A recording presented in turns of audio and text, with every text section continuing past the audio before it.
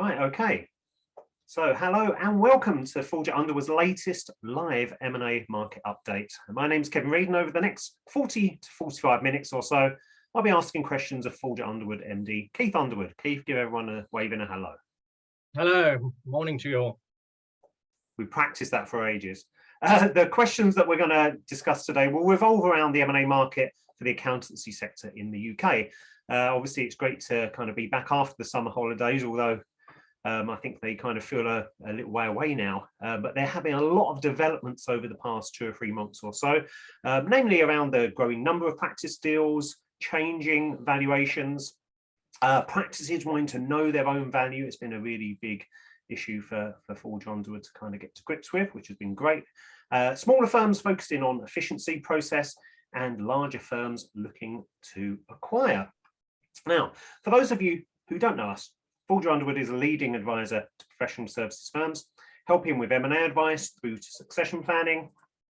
Let's change the slide, so you can all have a list of it. So succession planning, strategy, leadership, development, among other things. And there's a long list of things there for you to get to grips with. Visit juliaunderwood.com if you'd like to find out more.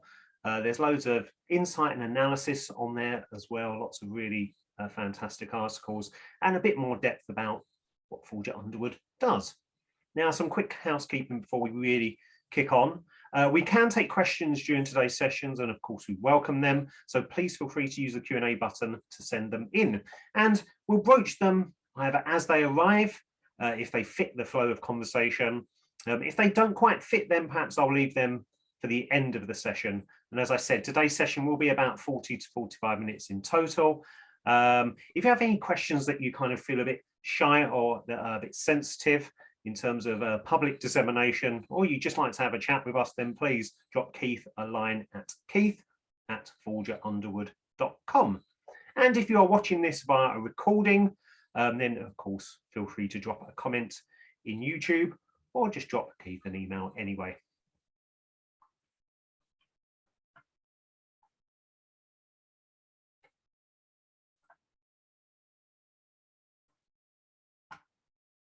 So let's kick off proper. Keith, number of deals and valuations. We know that interest is high, know that deals are high, and that everyone wants a market update. Where are these deals coming from? I think a combination of factors, and good afternoon rather than good morning to everybody. I'm sure you spend most of the morning dwelling on the budget and writing your budget reports, so this might be a bit of light relief. So I think to answer your question, Kevin, we really have seen it from a number of causes, reasons. Accounting practices have, I think to their surprise, done extremely well over the last 3 years since the lockdowns. They've had good products, good profits, and good healthy cash flows, which are partly supported by government payments. And this has given them a bit of confidence. And I think that confidence certainly ran through, we ran a managing partners forum, ran through perhaps until 3 weeks ago, first one after the summer, when confidence was perhaps tailing off a little bit with recession and interest rates growing. So at the moment, I think the accounting practices have historically been doing well, and therefore they've been looking at acquisitions and mergers. Well, would you think it's fair to say, Keith, that there's been obviously been a lot of firefighting on behalf of clients, a lot of day-to-day stuff? No, I think that's the case. And during the COVID lockdown, of course, it was all hands to the pump and talking to your clients, maybe even a weekly or even daily basis, to make sure they survived. And I think that's a good point, Kevin. It is in the last 12 months, differentiating between the start of COVID, that people have now got more settled, more confidence, and they're now looking at their strategy in more detail than they were 18 months ago. And we're being called in to talk to a lot of practices about how that strategy works. And I think with the costs going up in a number of areas on the old P&L, accountants are having to look at whether organic growth is sufficient or whether they need acquisitions and mergers to really benefit the bottom line, and whether they can take on scale and need to be a larger size to carry them through the next few years with increased costs arising along the way. We know it can be hard to turn around a cruise ship or a liner. Do you think that that M&A deals are almost kind of like a shock treatment to kind of to a catalyst for change? Well, as I say later on in this presentation, which you preempted, Kevin, any acquirer needs to actually get their house in order and be really fit well and in a position to take on an acquisition or merger. Sometimes we see the dynamics of it as just an opportunity situation that arises for a firm which doesn't necessarily have an acquisition in its strategy. And that is always a cause for concern. But we like to see something well planned, somebody looking for an acquisition or merger on top of their organic growth, and have invested in staff and resources which are going to be needed to bring on board that acquisition.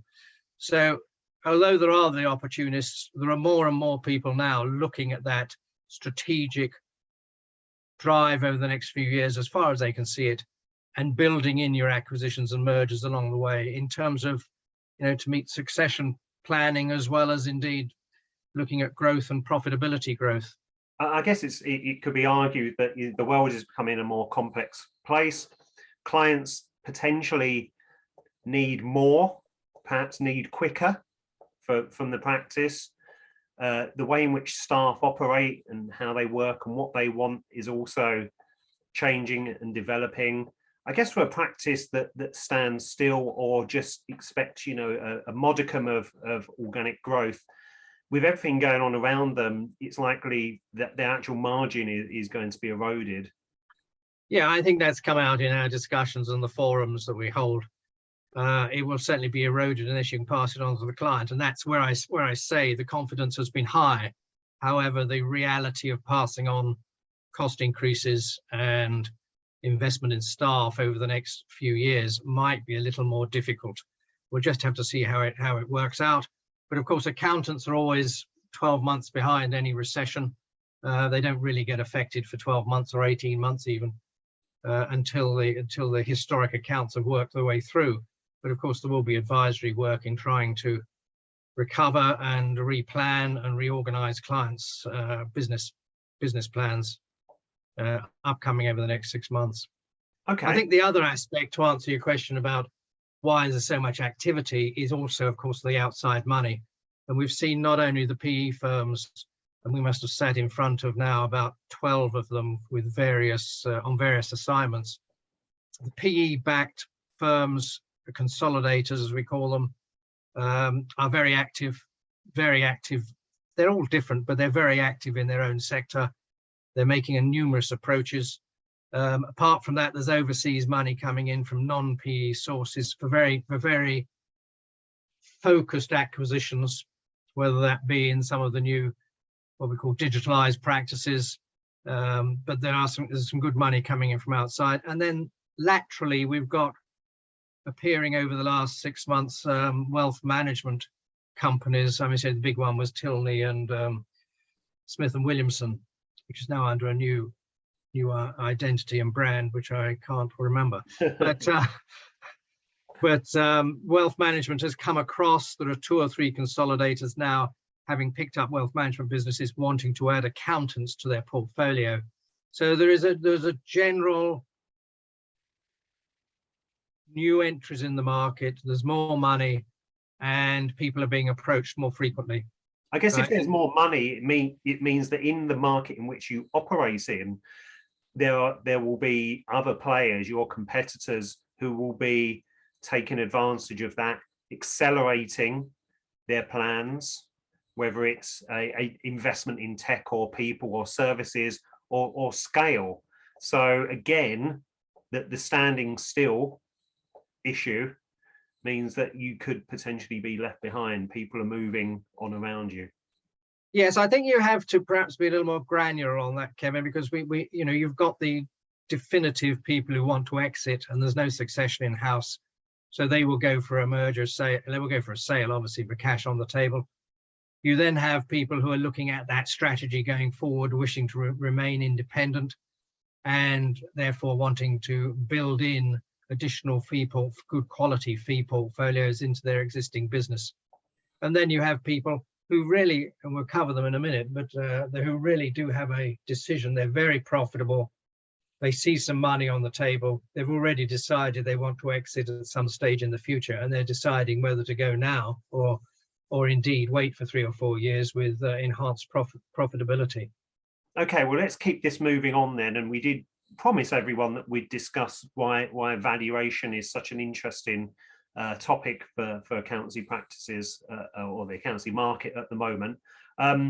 Valuations, what you're doing a lot of them.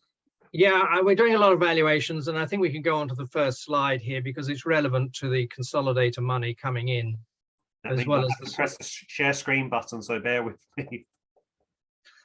And we'll be looking at perhaps the historic situation as well as the future. So, I mean, see, this is a simplistic approach, and don't worry too much about the left-hand column, but the left-hand axis.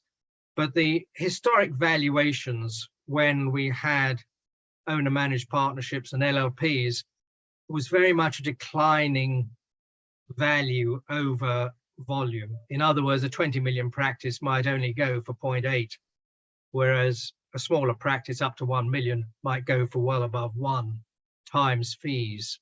And that broadly related to EBITDA, but actually EBITDA was secondary for a lot of people, although the evaluation and the sale to the other partners of the acquiring practice always needed EBITDA and profitability and paybacks. It was always expressed in that percentage of fees. So it was interesting that the larger the fees, I suppose from that 5 million onwards was going to be to 20 million was going to be predominantly merger in any case, because you're taking on a 5, 6, 10 partner firm, which would in fact have 2 or 3 exits, which would require cash, and the rest of them would be merged in on a similar valuation or a comparative valuation to your own business. So it would have been viewed as more costly, more complex, which then erodes value, and therefore that's why these multiples would look as they did. I think it's actually the capacity to actually purchase, the amount of money on the table, because bear in mind, historically, you were either going to the bank for funding, or in some cases you were putting your hand in your own pocket or suppressing your profit shares going forward to make these investments, which is always a personal situation, and making sure that, say, 10 or 20 partners are going to be willing to do that was always difficult. Right. So if we go on to the next slide. Sorry, yes, please. I think the red line here represents the consolidator model. And in certain respects, you have to remember that blue line is exactly the same as the previous slide. And over the 5 million level, there would have been considerable amount of merger non-cash activity. But the consolidator model is rather different. It does move in the other direction. And depending upon size, you can have significant values attached to businesses. And let's take assets, for instance, which is perhaps dominant out there and a significant mover in the marketplace with very little competition on that consolidator side for that size. It is, it's willing to pay whatever it takes to get the right profitability. So they will go and look at a very profitable firm and be willing to up the EBITDA, which they work on, and perhaps look at paying something like 1.25, maybe 1.5 times fees equivalent, and in exceptional situations up to 2. Would they expect the value to already be there in the firm, i.e. in terms of a good margin, or are they there to actually squeeze? Yeah, I suppose this is a very simplistic slide, but they would expect to squeeze after the event. And we have to remember that the PE firms who back these consolidators are in fact having to make returns to their shareholders. They look at a 5-year horizon, maybe, could be 6, could be 4. And within that time, they have to squeeze the EBITDA. And this is the reason that they are willing on that red line to perhaps pay an EBITDA of let's just pluck a figure of 8 or 9 for the right vehicle. And you can see that assets, which has been publicized, are expecting or HG Capital, the owner of assets, are expecting to sell on in the market next year, but perhaps a multiple 15 has been quoted, but I think it'll be closer to 12. That sort of level. So if the PE firm is happy with a multiple of 12, then all their acquisitions have to be down the line below that level. And equally, their foundation business for a new PE firm is actually going to be offered a higher EBITDA than a bolt-on in the second or third year of their growth. So when you come down that line to the sort of 2 millions and 3 millions and 5 millions, they might really go for the equivalent multiple of 1.5, but that would hopefully be an EBITDA of 5 or 6, 4, 5 or 6, which is where they would want to add in business, even because they've actually got to dilute the multiple they've paid for the foundation business. So when they go to the market, there's a greater margin for their shareholders. I think we can get into a long discussion on this, but I think at this stage over lunch, we better draw a line on that. As we're well past our first 15 minutes or so, so let's keep wiggling. That's fine. But I think that's something that should be understood. And I think while we're talking about consolidators, because a number of the people listening will have been approached. Somebody said the other day, we used to be approached every 6 months with a potential acquirer. We're now getting approached every week, which shows the sort of activity level. That's not to say everyone's accepting these approaches. But I think in generalities, the key factor here, if you have younger partners, is the remuneration on an EBITDA, which the consolidator is working, which is the column on the right. The deals we've been involved in, the profit share is purchased by the consolidator, and the salary paid to the ongoing partners long term usually comes down to somewhere between, could be 90,000 a year, up to say 140,000, 150,000 a year. But it's that level because you've actually sold out of the profit share, which if you do a merger with an LLP, your younger partners may well attain that profit share with the larger entity and have a longer period of premium profit share ongoing. This is really a fundamental factor in looking at a consolidated situation. Sorry, Keith, I was going to say that kind of issue, or that's where the tension can be. It's about if you're selling out, what is left and what do they get, and are they on board with that new plan? Absolutely. A lot of our discussions representing sell side have been around that, and there have been quite different discussions with the younger partners as distinct from the exiting partners for that exact reason. The exiting partners are short-term and the ongoing partners are long-term. So we've kind of slid quite gently into market profile and aspirations then, haven't we, really, Keith, with this part of the discussion? Yeah, I'll add one other thing there, Kevin, just before we go on to that. I think everything we've said so far, activity level, etc., would mean from some of our some subscribers here, that they would most likely be expecting prices to go up. I think prices are gradually going up, but for the right profitable business. And I think, as we say later on in market profile and aspirations, you do need to profile your business effectively and maximize the EBITDA and make sure you're well up with and can offer a profile that's going to be attractive and consequently raise the price on your eventual exit. Yeah. Okay. Well, we're kind of moving on to that anyway, Keith. So, you know, we've kind of, that's some really fascinating stuff on valuations. Thoughts and strategy and kind of the different options, different takes. Yeah, I think we're coming across some really polarized views now. We're coming across firms, and I would most likely position this on the 2 million plus, maybe even 5 million plus. We're coming across some very committed firms who want the custodian model. They want to see their younger partners coming through. one assumes, and most of them have got good second tier and third tier, possibly partner potentials within their group, within their team, and they are consequently committed to the model. And there is a commercial point here that although there might be a lot of consolidation going on, the demanding clients, it is felt, will most likely desert the consolidator model at some stage over the next 3 to 5 years. And you will find those parties going out and looking for smaller firms who can provide perhaps more TLC, can provide more partner contact or similar technical expertise. But that's the thin line though, isn't it, Keith? Because if you go to a firm that's too small, they're not going to have the breadth of service, are they? So there must be a sweet spot.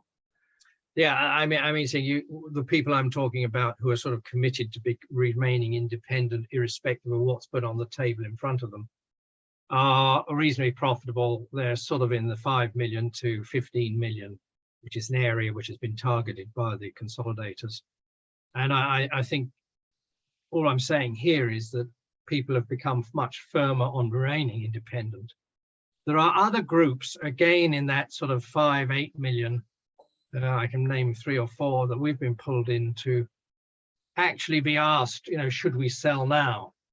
So these are profitable businesses. Maybe they are committed to a sale rather than continuing in the custodian model. They've made determination they want to get out in the next 4 to 5 years, despite their size. And the question is, will this money be available in 4 or 5 years' time? Should we take it now? Or should we work on, and one of them, I mean, 2 of them actually are sort of partners on 450,000 a year, roughly. So they're making good profits, no problem there, no real challenge to that. They think they can marginally increase those profitabilities over the next 4 years. So they are doing tax evaluations, whether it's worth taking the money now and taking the risk. So outside of broader custodianship and broader sustainability of the practice and what it does and who it does it for and the people within it, the financials of this are kind of taking hold, and you could run the practice very well for another 5 years, but not have a return at the end of it because the money's not there.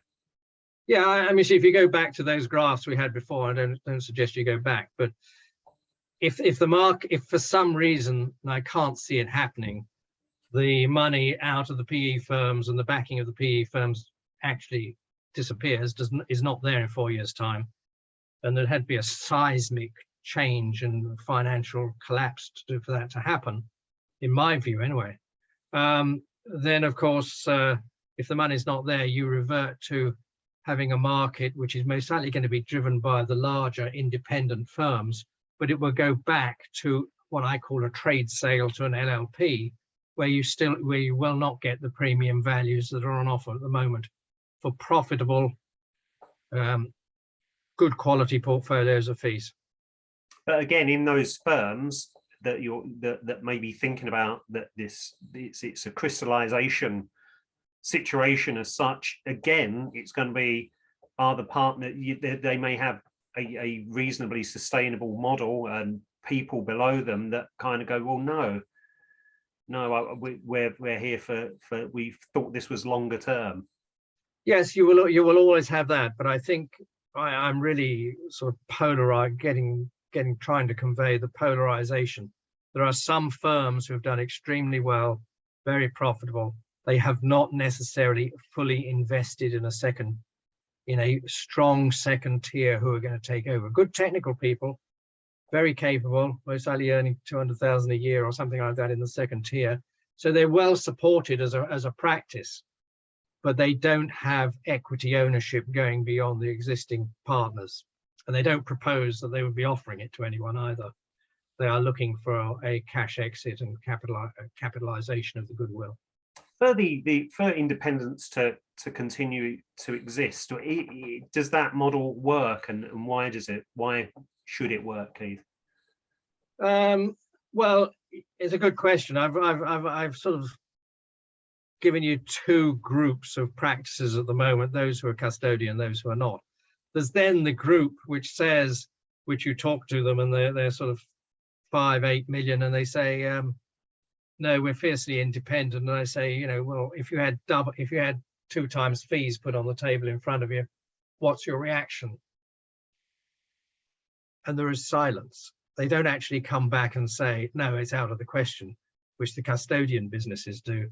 They basically would be willing to accept, you know, there is a price for their business. So that's the third grouping really at the moment. So, and I assume that third group hasn't actually really thought about that or planned for it or considered that that might be an option, which is why they're stunned. Well, it's not a question. I think, yes, I think they feel that perhaps the values on the table are not high enough. And it's all a matter of your earnings over the next 4 or 5 years and how that compares with the capital sum now. It's lifestyle, part of it's emotional, these decisions. And part of it, although I'm an accountant myself, is that accountants are a bit fearful. They like to see out their lives doing accountancy work they understand, and actually it is straight into retirement rather than going off and doing something else, or have the ambitions to going off and doing something else in a different sector. So I think that's the 3 groups above the 5 million. Below that, you get to the smaller firms. And I think they have a totally different view of life, totally different pressures. And I think the smaller firms are also bringing forward retirements. They are seeing pressures on HR, and here we're talking about just sort of 3 million, HR, audit, regulation, difficulty with staff. Keith, take a step back. What do you mean by HR? I really mean recruitment and investing in your own brand of business, your own brand in the marketplace, and making sure that brand is portrayed in the marketplace as an attractive location for people to work. So, you know, that's basically on the recruitment side. People want to join you because of what you are, and your name, your brand is out there and known. Yeah. I mean, see, all that is investment. It's time. It's an HR department. It's a dedicated individual, and of course, up to 3 million in fees. You very rarely have the position up to 3 million in fees where you've got the time or the resources necessary to invest in HR to a great extent, and you're basically sharing it. You're using partner time to cover those aspects. So I think the smaller firms have major issues. It is quite interesting if you get a 2.5 million or £2 million firm, or even a £1 million firm, and they are offered a deal from a larger firm, and the discussion goes towards, you know, what are you going to centralize? What are you going to take over? What are you going to take away from us if we're working for a few more years, or indeed the younger partners are ongoing? And their eyes light up when somebody tells them that HR is dealt with centrally, business development is dealt with centrally. You don't have to worry about IT because you're going to come onto our platform and our systems, and you don't have to worry about purchasing IT for the future. All those aspects, and regulation, of course, money laundering and the rest of it, and audit regulation. If all that's taken away from a smaller firm, usually their eyes light up, which maybe they haven't done for the last few years, and they're very keen to do it because it means they can spend more time with their clients. They can spend more time developing the business, although they will have sold it or maybe merged into a larger firm and taken advantage of the central services that are provided. What normally happens, Keith, if and I know I kind of we mention this every time around, but say a 1 to 2 partner firm, or 1 to 3, 1 to 4, in that kind of scenario that you painted, would they expect goodwill? Are they going to get a payment and effectively on condition of carrying on working and or through like an earn out? No, usually they'd get paid, although it'll be conditional upon the performance of the first 2 years after completion. And you'd usually, if they are going to be bought out, and it is 100% buyout, and we've just done one of these literally last week for a £3 million firm. Yes, there is cash out to all the partners, all their equities purchased. and they continue on a non-profit share salary, as I say, as a effectively a director. So that might be, coming back to that slide, that they're, instead of getting 200,000, they're actually getting 120,000 or 100,000 a year. And that just fits their lifestyle, career, whatever. I mean, we haven't mentioned MTD here, but I assume that's it's just another one of those factors. Well, it's another one of those factors impacting on the smaller firms. The effort of getting most of their clients onto MTD now, it's becoming a factor actually for purchasing firms, acquirers. They do not want to take over firms which haven't gone a long way down the paperless route, who haven't introduced their clients to digitalization of some form in terms of uplifting and uplifting data and loading data. And extreme situations where they haven't actually been flexible enough to train their staff on new systems, apps, and procedures. So that's becoming a no-no and too difficult for the larger practice. Because realize those larger practices have gone through the process. They have eliminated some of the inefficiencies. They're not fully there yet. Of course, it's a continuing evolution, but they've eliminated inefficiencies of handling data, and they are streamed to service clients in a certain way. So taking on a group of clients, maybe 400 clients from an acquisition, and then having to sell to each of those the digitalization process and bringing them into line with perhaps a preferred uplift system for handling the data, is a lot of management time, and it adds to the cost of the acquisition, although it may not feature perhaps in the heads of agreement, but it's a cost to the acquiring practice. And that is becoming a major feature of discussions at the moment. How far have these people gone down digitalization, smaller practice? Are their clients attuned to it, or are they going to be problem clients which will either have to drop or introduce to digitalization for the first time? So those sort of aspects are coming out very strongly in discussions and the briefs we're getting on the buy side. There are certain no-nos these days that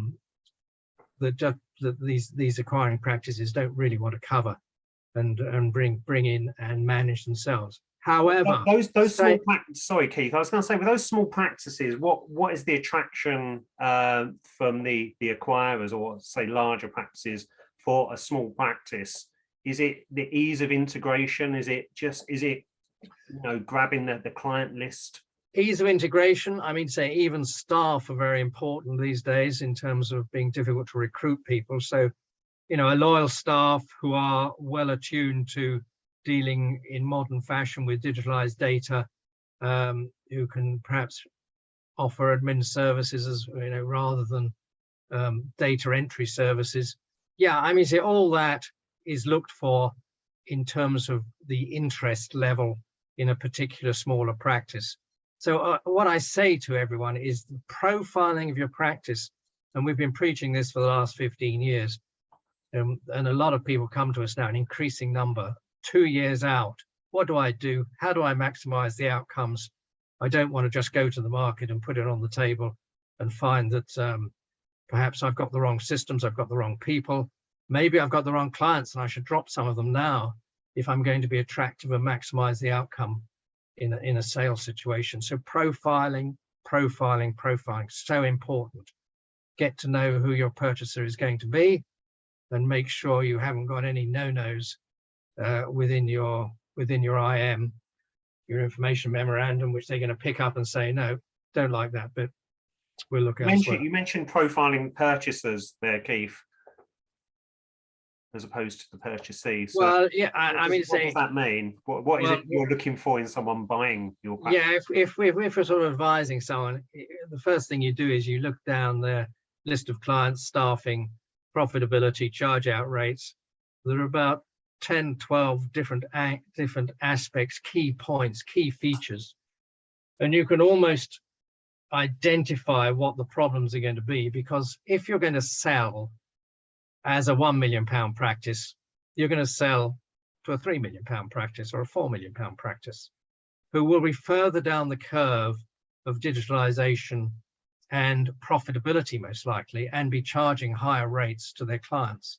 But you've got to be compatible. So those clients move in, they've got to be moved in without a great hike in rates.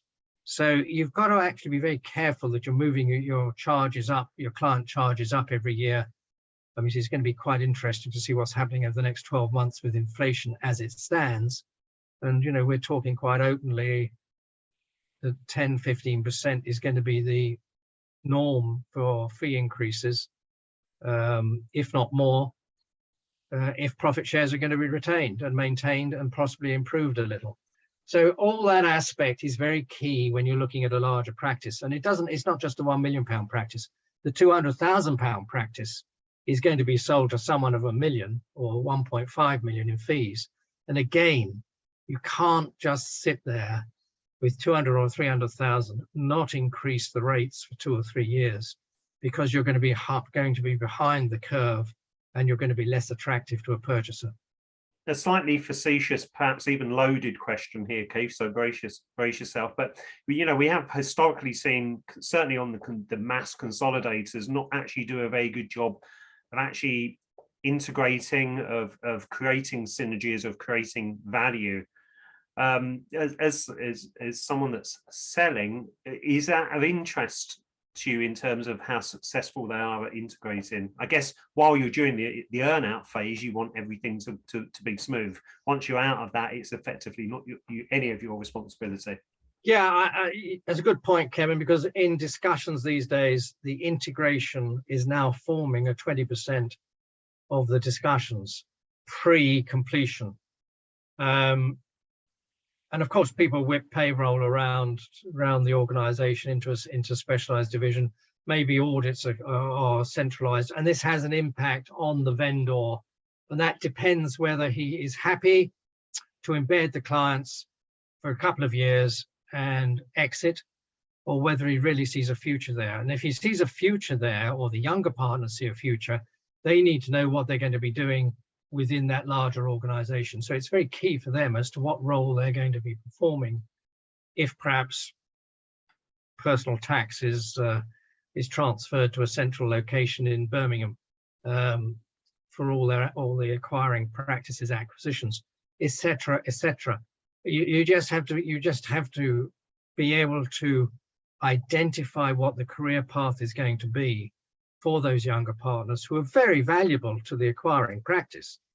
But if they're going to have a different role, they're most likely going to continue in any case with their client-facing role, because the client contact is usually maintained. But actually their functional role might have to be spread, may become more specialist, may become far more attractive to them because they're not loaded down with work they shouldn't be doing. Yeah, They can concentrate in the larger firm on more rewarding technical aspects, which is most likely indicative of the higher charge out rate they might have to be charging. Okay, so listen, Keith, thank you very much for that. We're at 40 minutes at the moment, so I don't want to kind of go too crazy and too over our timing for our audience. Could you just touch on, before we kind of move towards questions and wrap up, we were talking about the custodian model and these kind of large independent firms that are, you know, they're chugging along, they're doing really well. They've got people below that are, you know, they're kind of dealing with their succession planning. Everyone's, you know, making good money, and the next tier of people are likely to do so. Where do they sit in the kind of the M&A market? Are they doing deals themselves, or do they just like sticking to what they've got? No, they're doing deals themselves because they are driven by scale. They're driven by improving their own profitability on the bottom line. And with costs going up for IT and staffing, they need, I think it's driven by better quality clients, really. Not better quality clients, but a new portfolio of good quality clients which they can buy in. And that's the key, really, because if you've got the good quality clients which can then be fed to your highly technical staff who are in creative tax or whatever they're doing, transfer pricing and goodness knows what else, or upper end VAT advice, those sort of people need 1,600 hours. If they're not getting 1,600 hours chargeable at their premium rates, yes, you either have to moderate that by giving them work they shouldn't be doing, or you go out and find more clients. And organic growth is difficult. Everyone knows that. There is drip down from the larger firms to the mid-sized firms of decent-sized clients, which has kept the mid-sized firms fairly happy.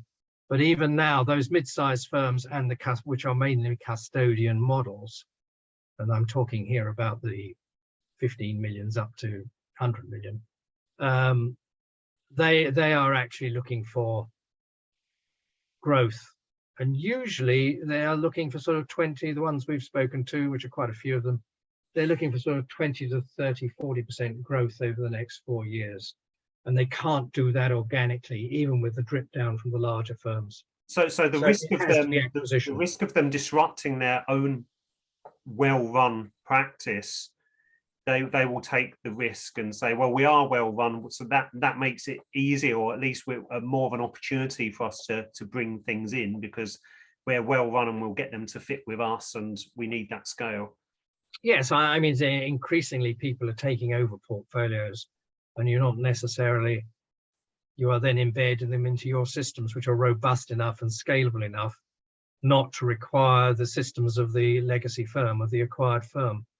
It has to be moved fairly quickly. It has always amazed me, that having a commercial background, how long it takes accounting firms historically to embed new acquisitions.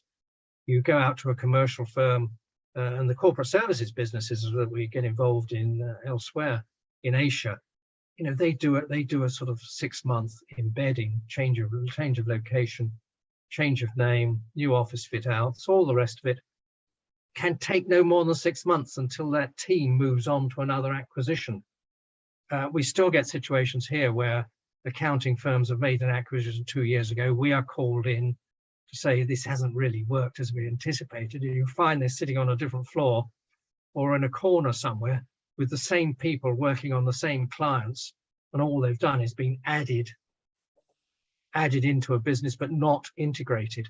And that's a shame. I guess there can be a lot of reasons for that, but I guess a part of it will be that they can't mold the new clients onto either new working practices and new fees, and that obviously that the embed or the new partners, the new client managers will be scared of upsetting the apple cart. Well, I think that's partly it, and you get resistance from the runoff partners of the old firm who believe you're affecting the goodwill payment they're going to get out if there's a change in the first 2 or 3 years. We've even had a situation where one practice the acquiring practice agreed not to increase fees for 3 years because the vendors thought it would affect the retention rate. How a larger firm can agree to something like that? You won't increase the fee for 3 years because it will affect the goodwill payment made to the exiting partners. It is just not commercial. We're at 45 minutes, Keith. We've covered a hell of a lot of ground there. A really fantastic update. Would you like to just give a minute, or even I might even let you have 2 minutes to just summarize some of your points? What would you say the key things are? There's been obviously a lot of change the last few months. Yeah, despite what we've talked about, which is actually considerable amount of activity going on at the moment. With every practice is different. Every practice needs a customized approach to its sale, or indeed an acquirer looking for a practice to acquire. They are all different. They all have different nuances. They all have different portfolio mixes. They all have different services. We get pulled in to go out and find entertainment clients or sports personalities, which are handled by specialist boutique practices. There are a lot of things out there which are specialists, so don't feel that you're not included in this discussion about the market and the way the market is going. There is even a practice out in the West Country which is keen to take on it is a very small, it's a small practice, but it's well geared and is well supplied with resources. It's keen to take on clients who don't have digitalization and are still supplying spreadsheets and brown paper bags, and they're willing to take on those clients from practices who might find that difficult to sell on to a larger practice. So don't give up. There is always a market for a fee portfolio, although you may have to find you may have to change some of your ideas in the original brief for sale to make sure you get a decent value for your business. I think undergoing a profiling exercise with you, Keith, hopefully that will be a really interesting part of that conversation and that consideration of the mindset and where your firm sits in this ever-changing world. Yeah, I mean, see, we know a few people who want to do certain things, and there's a knowledge base with us, which usually means that we can identify very quickly what has to change. And equally, when we're matching up and looking at a particular assignment, whether it's on the buy side or sell side, we do not go out to 50 people to try and find a solution. It is very quickly narrowed down with the knowledge we have to a few possibilities who have funds, want to do it, have a similar culture, and will handle the clients in a similar way. It's those sort of aspects that through experience you understand. This is not putting a classified ad in the back of a paper. No, those days are over. As people's travel expenses have gone down, our advertising in people like accountancy 20 years ago was quite heavy, so it's disappeared. Okay, I think that's probably a very good point to leave it. We do have a question. Oh, it's not. It's just someone saying thank you for organising it. No. Oh, we have had a question. Last gasp question. Right. You were mentioning multiples of 8-9 adjusted EBITDA, existing partners retained on 90 to 140k with no profit share going forward. Would you expect the goodwill valuation based on an 8 to 9 multiple of EBITDA to then be adjusted to take into account working capital for WIP and debtors? A technical question. Interesting point, actually, because yes, increasingly so, the WIP, particularly with the consolidators, is taken into account, has to be retained in the business. They're buying an ongoing business effectively, so the WIP and debtors might not be for the vendor's account, as I term it, and will go with the business. But let me just clarify that if I perhaps gave the wrong impression. The 8 to 9 is for a foundation business, not for the practices around the level of 1 million to 5 million. They are still being acquired by consolidators and indeed by traditional owner-managed LLPs at the level of between 3, 4, and 5. That's the level you should be focusing on, exceptionally 6. But if you're a foundation business, there are ways of pushing that valuation up. Yeah, so some humility, I think, there for the smaller practices. But as your point at the end there, a well-run small practice can still get good value out of a deal. Oh yeah, we sold someone with 750, very profitable, very nicely run, very streamed, had his clients very well trained, and very few of those clients, and we managed to get that away at 1.5 times fees. Yeah, it reflects the quality of the clients and the work that's gone into building that client base and the potential revenues for the purchaser. There you go, and I think that's a really good place that is actually a summary in itself, Keith. Thank you very much for that. Ladies and gentlemen, thank you for watching. As you can see, Keith's details are up on the screen, so there's no escape from him. So kind of get his phone ringing and texting him and what have you this afternoon. I'm sure he'll appreciate that. Otherwise, please follow us on YouTube for more videos. Visit us at juliaunderwood.com to find out more about us and read some of our articles and insight about the accountancy markets. You can also find us on Twitter at Forger UK, and of course we're on LinkedIn. And as I said, we have plenty of other videos on YouTube as well, so please check them out. This video will be archived and available for you to access again. It's great doing another one of these sessions. Thank you very much, Keith, as ever. Thanks very much, Kevin. And see you guys all very soon. Bye-bye. Bye.